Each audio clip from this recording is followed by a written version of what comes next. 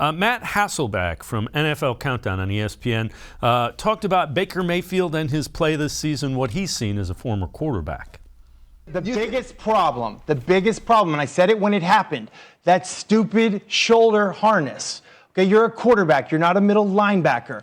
They tried to put me in one of those one year. I tried it out. You cannot be accurate on all your throws with that injury, with that shoulder harness. To me, this is my personal opinion, you either lose the shoulder harness and you're able to play, you're healthy enough to go, or just go ahead and get your offseason shoulder surgery if that's done. it, what are you, Stefanski? Okay? I mean, I don't want the quarterback looked at, oh, he's a number 1 overall pick, so we got to leave him in and see what he has to do. No, if there's someone else besides Baker that you feel can do a better job, put him in. Yeah. If he's hurting us as a team, this is a different situation, too. I mean, think about it. He took a private plane to Green Bay, Wisconsin, hours before the game, didn't even travel. He's coming off of COVID. But I'm just saying, when you're evaluating Baker right now, okay, what I think everyone's looking for is Aaron Rodgers-type play because you were the number 1 pick. But you're not going to get it if you're so hurt that you got to wear this giant left shoulder brace. I guess that's just where I'm saying, and I know I'm biased because I've had the injury. In Hayden Grove, I've kind of said that all along, and nobody knows for sure. I think the shoulder injury is a little bit more significant than they're letting on. I think when you're trying to evaluate Baker Mayfield moving forward, this is a lost season. I don't think you can accurately do it.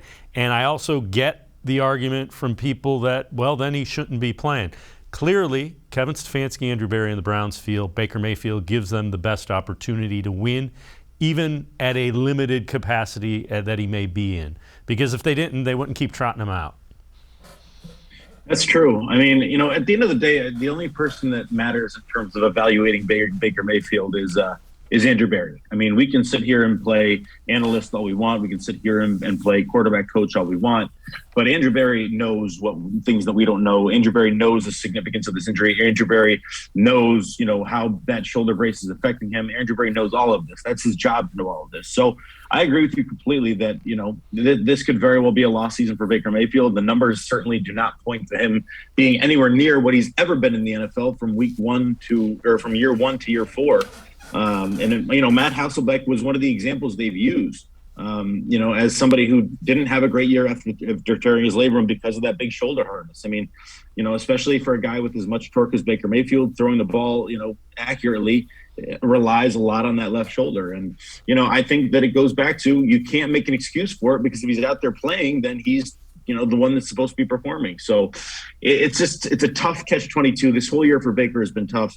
I really hope the Browns, give him another go because I don't think this year has been necessarily, I don't know if it's not been fair to him, but it's just been, one thing after the other. And between COVID, between the shoulder, I don't think you're going to get a fair evaluation of Baker Mayfield. So I hope the Browns don't get too short-sighted and say, okay, we just got to get rid of him now. I mean, I think that's very short-sighted, and it's something that I would not do.